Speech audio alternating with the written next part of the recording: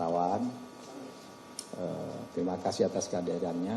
Hari ini saya mendapat tamu atas undangan dan kesepakatan tentu saja untuk ketemu hari ini, yaitu Komnas HAM dan Komnas Perempuan, Komnas Hak Asasi Manusia dan Komnas Perempuan.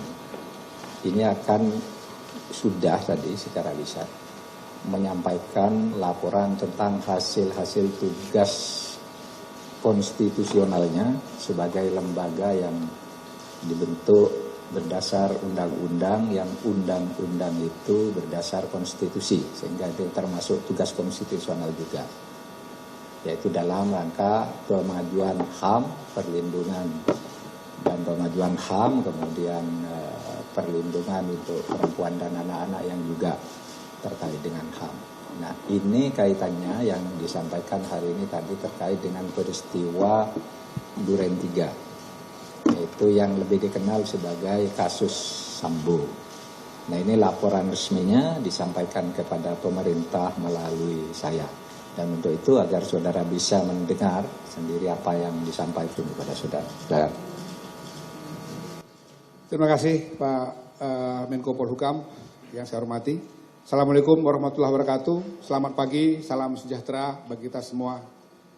Kami tentu saja mengucapkan terima kasih kepada Bapak Menko mewakili pemerintah Republik Indonesia, karena sesuai dengan Undang-Undang 39/1999 untuk isu-isu atau kasus-kasus hak asasi manusia tertentu yang diselidiki oleh Komnas HAM, memang ada kewajiban dalam undang-undang tersebut untuk kami menyerahkan laporan kepada Presiden Republik Indonesia, dalam hal ini diwakili oleh Bapak Menko, dan nanti juga kepada DPR RI.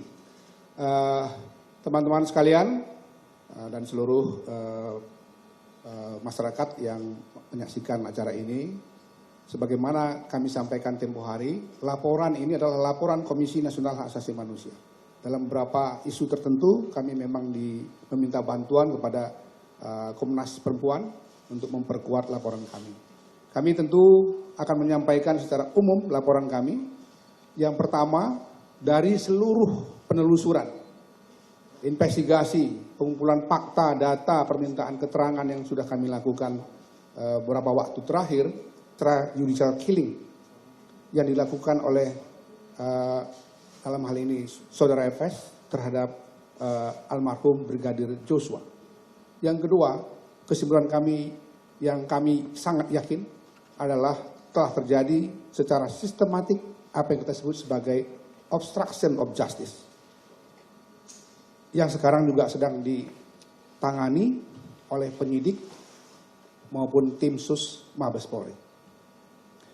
Dari dua kesimpulan pokok itu, maka kami percaya pengenaan pasal 340 yang dilakukan oleh penyidik itu dikunci oleh dua kesimpulan ini.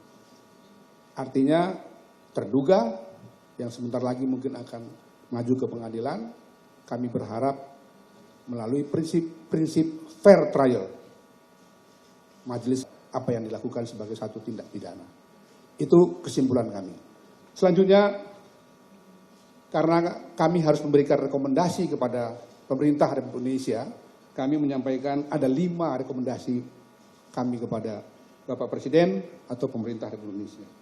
Yang pertama, kami meminta untuk melakukan pengawasan atau audit kinerja dan kultur kerja di Kepolisian Republik Indonesia untuk memastikan tidak terjadinya penyiksaan, kekerasan, atau pelanggaran hak asasi manusia lainnya.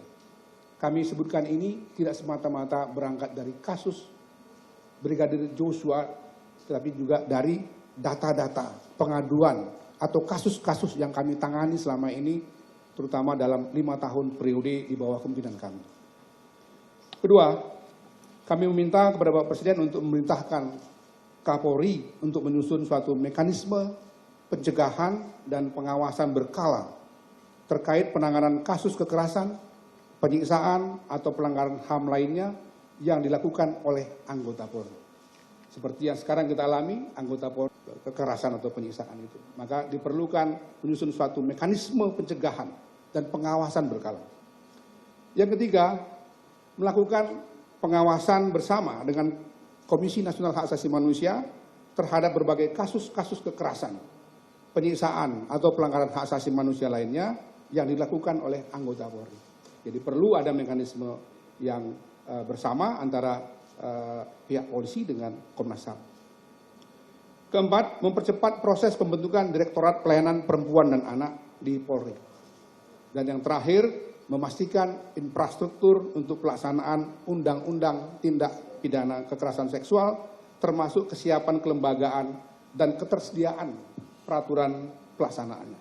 Kita tahu ini undang-undang baru yang diputuskan pada tahun ini masih membutuhkan kelengkapan infrastrukturnya. Karena itu kami berharap pemerintah Republik Indonesia memastikan penyiapan infrastruktur dan peraturan pelaksanaan dari Undang-Undang TPKS yang merupakan hasil perjuangan dari begitu banyak aktivis hak asasi manusia, terutama aktivis perempuan. Terima kasih sekali lagi kepada Bapak Menko Polhukam yang selama ini sudah bekerja sama dengan kami dan tugas-tugas penyelidikan pemantauan sebagaimana amanat Undang-Undang 39/1999. Assalamualaikum warahmatullahi wabarakatuh. Selamat siang, salam sejahtera bagi kita.